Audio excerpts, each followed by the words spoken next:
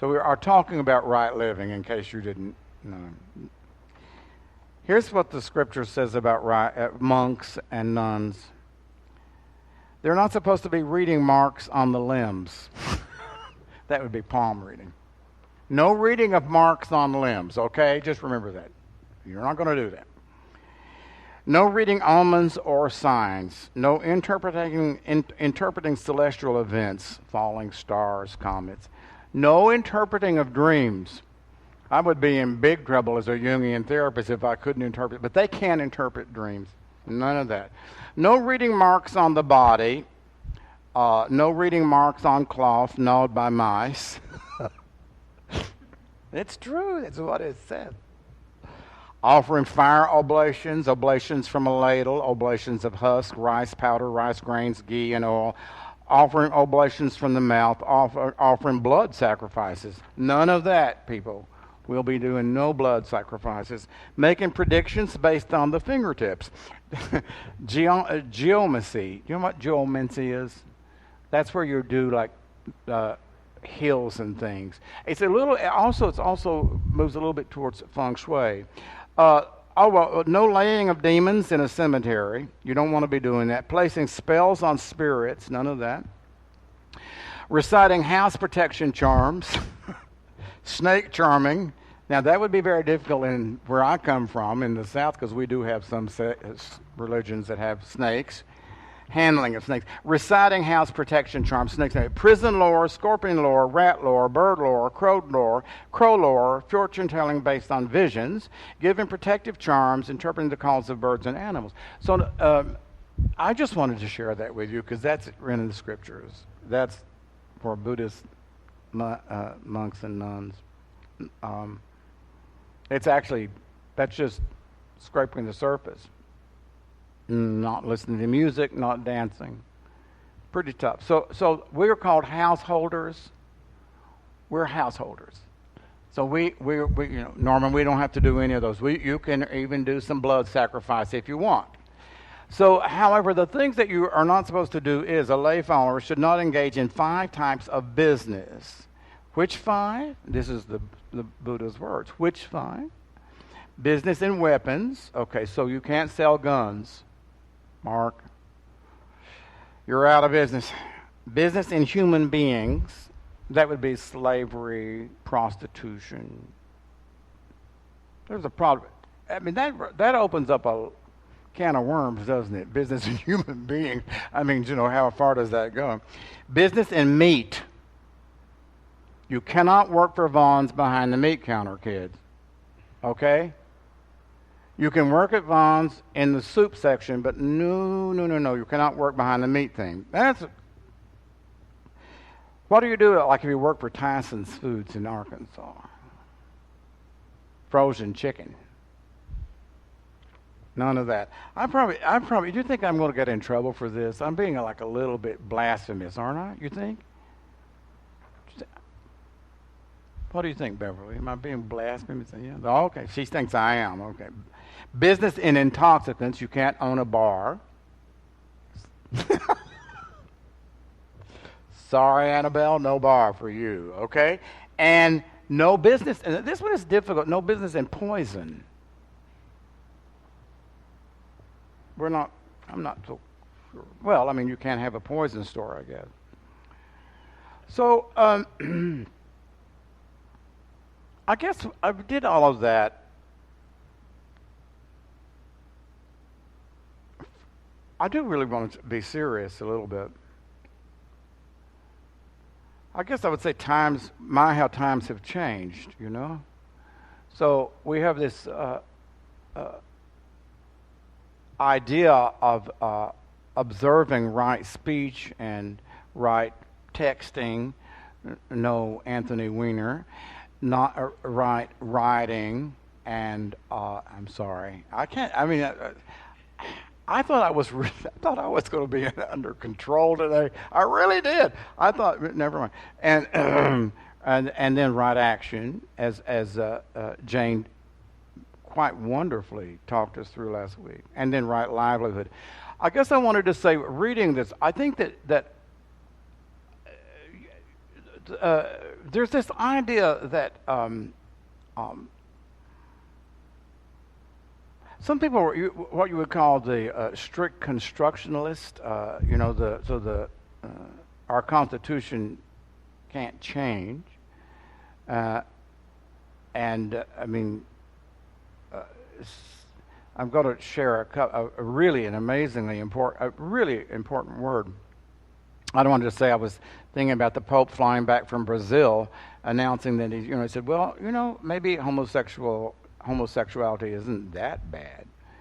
This is a remarkable moment, right? I mean, the Dalai Lama actually said that about 15 years ago, 20 years ago. It's a remarkable moment.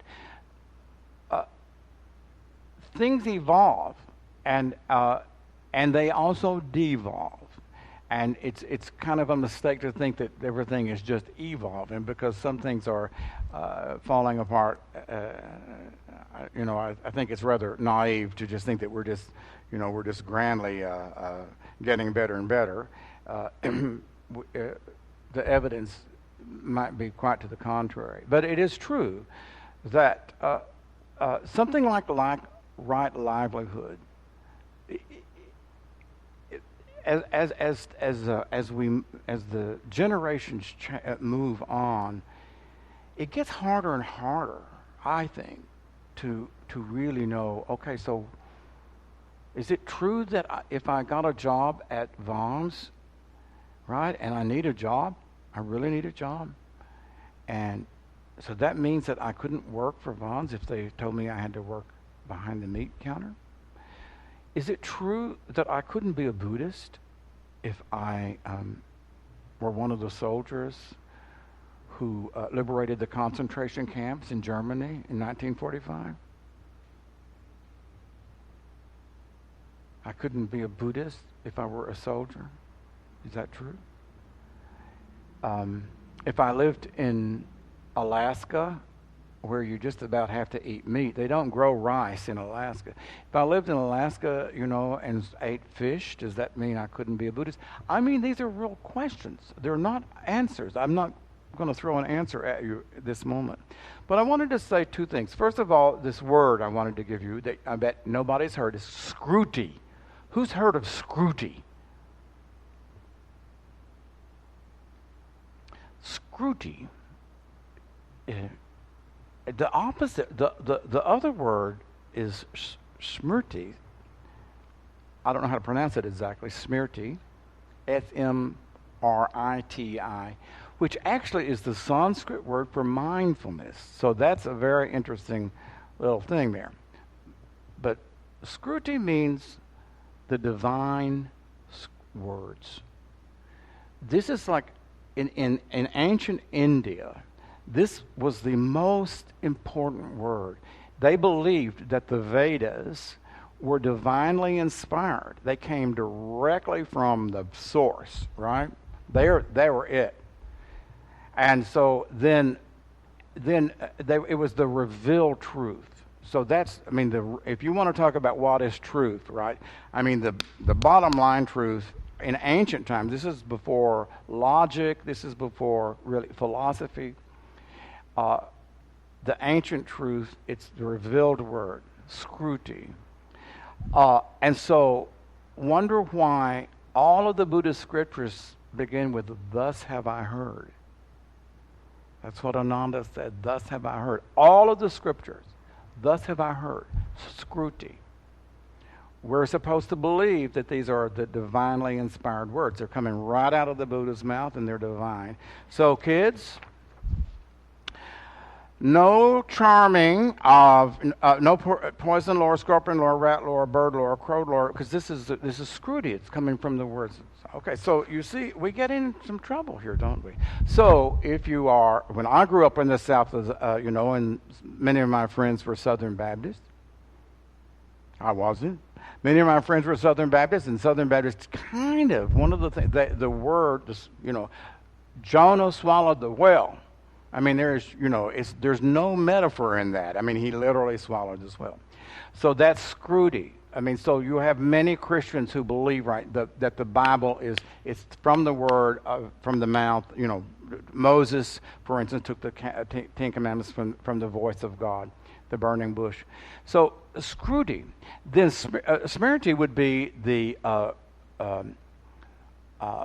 what comes later, the remembering of the divine word. So it's a little bit less high than Smriti. Mindfulness, it's a little bit less high. But again, as the Vedas went into the Upanishad, these wonderful, brilliant sages who wrote. My favorite one, lead us from the unreal to the real, lead us from darkness to light.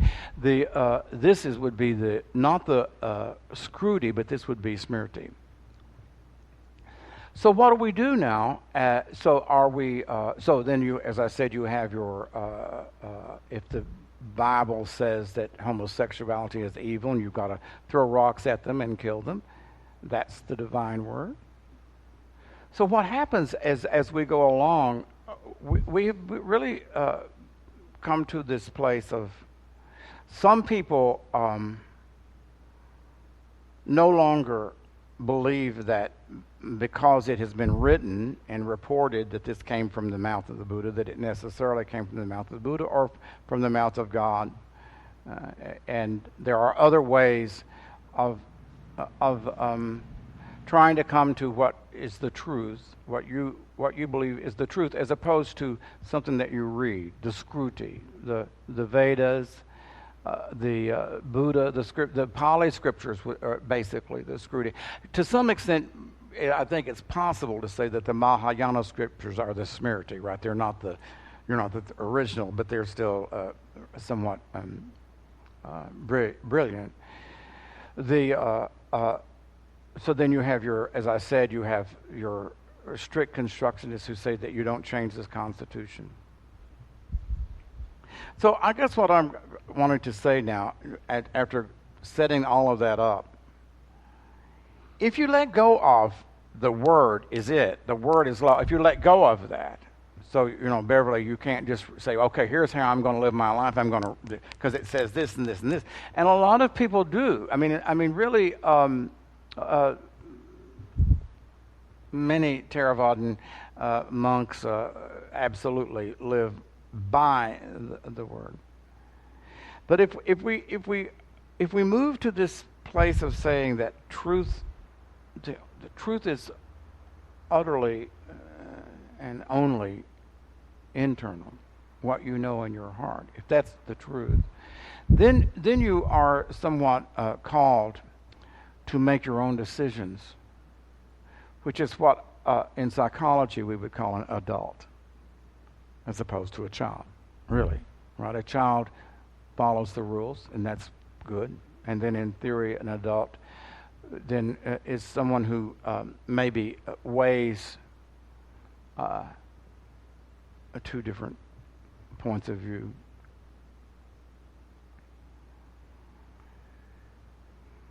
So I wanted to share with you 3 stories, maybe. I'm going to finish. Before you know it, it'll all be over. The first one is the one that I love. This was my analyst and Dr. Whitmont told. I went to a seminar in New York. Actually, I went to this seminar. Someone sent me a ticket to this seminar. It was like $200 or something. Back then, I would never have bought that in a million years. Someone sent me this ticket to this seminar and they said, I heard that you're looking for an analyst. They said, and they sent me this ticket, right? And they said, here's your analyst. So, I went because it was free, and it was Dr. Edward Whitmont. So, I've told this story many times, but I sat and I'm going off track here, but who cares? People raised their hands. This is in New York City, Manhattan, right? We're Jungians. You want to talk about a highfalutin crowd. It was a highfalutin crowd. So people would raise their hand and they would ask a question. He would respond by, actually, it was always kind and gentle, but his response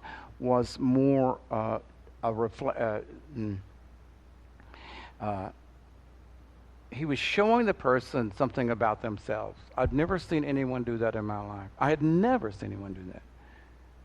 I didn't know that it was possible to do that, right?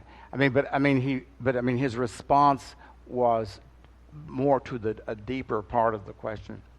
So I looked at him and I said, this is, he's for me, and he was. And so he became my therapist. So he told this story at that seminar. He said, if you were in a room, and he said 1935, and you walk into a room and Adolf Hitler is sitting with his back to you, and there's a gun, a revolver on a table. And he said, and you know that if he lives, he will kill 20 million people. You know that. He will kill 20 million people. And you know that you can pick up the revolver and put a bullet through his head. He said, would you do it? He asked us that question. Well, now, we were a highfalutin bunch, right? And so what a question.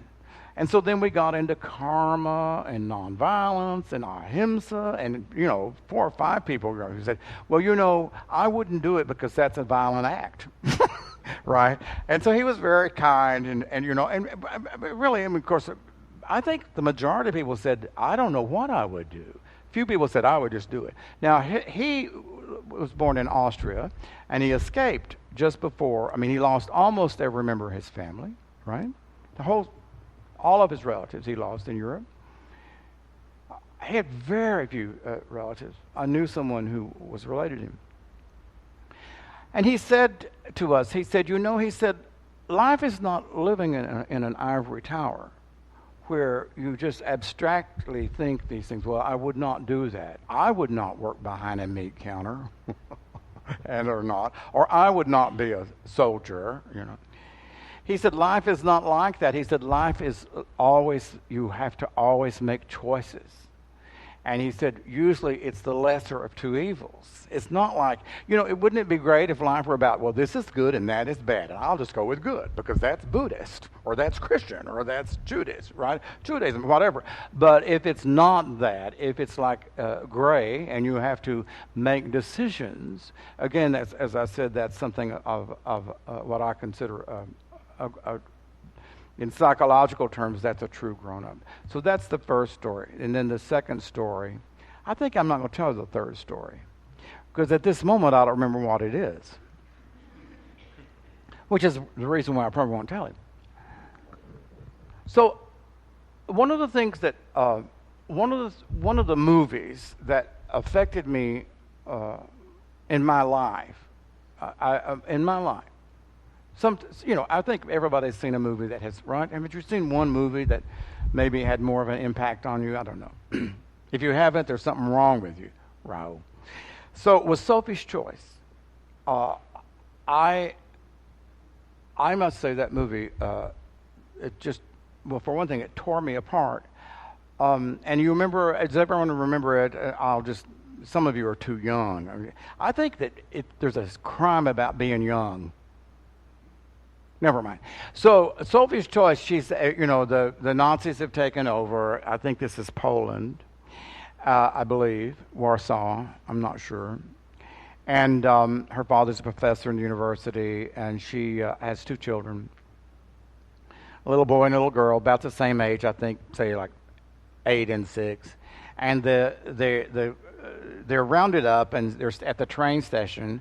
And this the guy who's in charge of putting children on different trains, he comes to her and he tells her that she has to choose between her children. One child will go to a concentration camp where they are killed, and the other one will go on a train they'll become servants. That's called Sophie's Choice. Okay, you want to think about choosing between 2 children? 2 of your children? You have 2 children, not 3, 2. And if you don't choose one of them, they'll both die. If you don't choose one of them, they'll both die. And if you choose one of them, your other child will die. So that's called Sophie's Choice. That's what Scripture, what scrutiny, divine word, would Sophie rely on? I'm really asking you that question. What scripture? What are you going to find in the Bible? What are you going to find in the Pali scriptures? What are you going to find in the Torah, in the Quran, that's going to help Sophie to choose one child and lose another? It's really serious. And so you understand, it tore me up because I really got it, that's life. That's actually life. And most of us, hopefully, will be lucky enough that we won't have to come to that choice, right? But that's life. That's the way life is. Life is choosing one thing over the other every moment, really. Choosing to be asleep. Choosing not to wake up, maybe is a better way of putting it. So I wanted to bring that to you in terms of the idea of right living. Right living is choosing one thing over another, over and over and over. And certainly, for me, I'd like to suggest, and to you too, I think most of you would agree, what we've been talking about, choosing right speech over unskillful speech, that's kind of a no-brainer, right? Choosing at work to be practicing right speech, choosing at work to be practicing right action, choosing at work to be trying to practice right thought. But it isn't easy. Yeah, I remember the third one. So the third one was, I'll throw it out real quickly, and then I have a fourth thing, and then I'm finished. So the third one was, this is in my little book. When I don't know what to talk about, I go read that book, and I read last night, and I thought, gee, that's pretty good. I'm quite surprised that there's a depth to it that is. I'm surprised at a kind of. It doesn't seem to have to be quite as deep as it is. But so I told this story in the book about. Let's call her Jane. From Louisville, Kentucky, and so Jane has a son who's getting ready to go to college. Some of you remember this story. Jane's got 3 children. Their oldest is going to college next year, University of Louisville, and his dad died 3 years ago, and she has a job. She has very good health care, excellent health care. She's a very, very good, she works in human services. She's a Buddhist. She's actually going to become a Buddhist. She's going to take the triple gem, the 3 refuges. And so she works for a cigarette company in Louisville, Kentucky. So we could call that intoxicant. There's no question that if we're going, if we are going to look at her from our scrutiny nose that says, well, cigarettes cause cancer. You can't be working in a cigarette factory, So I really thought about that a lot because, let's say, so she's got a lot. So she comes to a meditation teacher and she says, I've been reading the Eightfold Path and studying, and I want to become a Buddhist, and I have this wonderful job, and I am of service to all of the people, not that she's even being overly proud or arrogant, and she helps people. Do you tell her that it's wrong for her to work in a cigarette company? You have to decide that yourself. It's not my question. It's my question for me. If I'm her teacher, what do I tell her?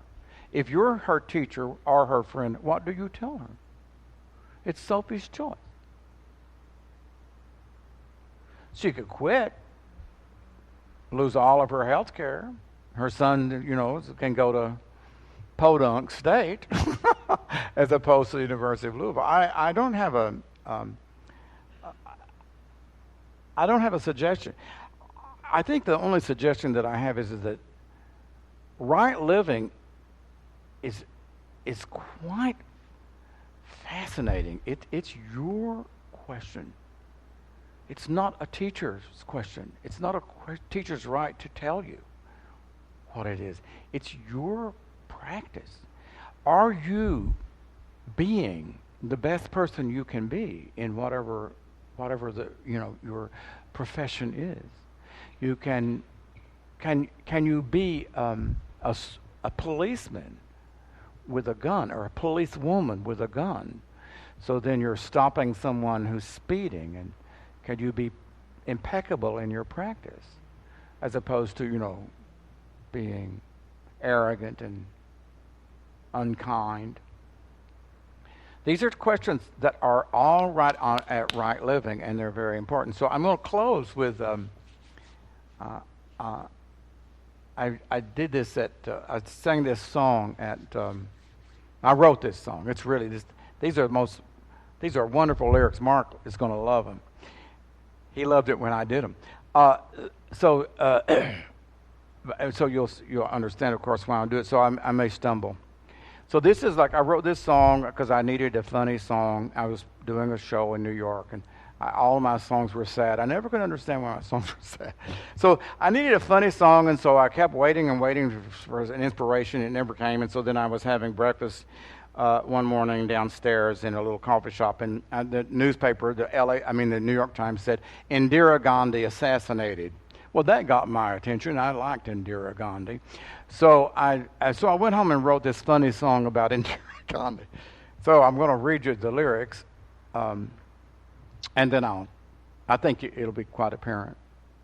So if I can remember them. So you imagine that you're sitting at your your breakfast table reading a newspaper, right? And so this is what goes through your head. Okay, these are the thoughts that go through your head when you read the newspaper headline: Indira Gandhi assassinated.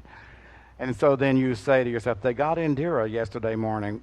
Wonder if she had time to think before she fell. Maybe she thought, I wonder if those, I knew I should have worn armor. I wonder if those Sikhs are going to hell. But everybody feels it's not nice to kill, except in highly mitigating circumstances. It's always wrong to fight, except when we are right. Think of all those English boys that we killed to be free.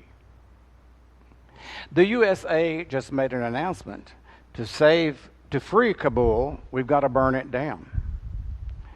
And in Jerusalem there was some trouble. All of God's children killed his children to save the town. But all the world agrees we need a killing freeze, except in highly mitigating circumstances. It's always wrong to fight, except when you were right.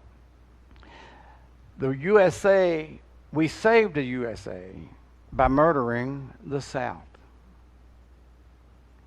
They got John Kennedy yesterday morning. Wonder if he had time to feel before he fell. I never should drive with the top down. Maybe he cried as he thought, this world is going to hell.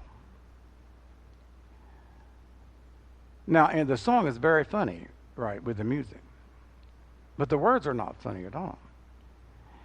I think highly mitigating circumstances is the truth. That's the truth of our life. Everything. We live in highly mitigating circumstances. And the choices that we make, which are, as I said, Sophie's choice, they separate us from people who are not practicing, who are not trying to practice. Right? So you go to work tomorrow. What are your highly mitigating circumstances? What are they? What in each of your lives, in my life, what are the highly mitigating circumstances? Meaning, right, that I could just start rationalizing, right? Start from, and then before you know it, you're just over the edge of your shadow. That's right living or right livelihood, dealing with highly mitigating circumstances. And no one can tell you really what is correct and what is right and wrong ultimately. It is your practice that tells you and here. Exactly. So I know somebody who told me years ago, was a client, and he said, he said, something real odd has happened to me. And I said, well, what is it? And he said, it's like I've got a little bell now. He says, I have this little bell that goes off in my head. I said, really? He said, yeah. He said, when I start moving in the wrong direction, I hear this little sound. I said, woo. And he still hears that sound to this day. I check with him every once in a while. So anyway, I wish you a lot of luck with Sophie's Choice.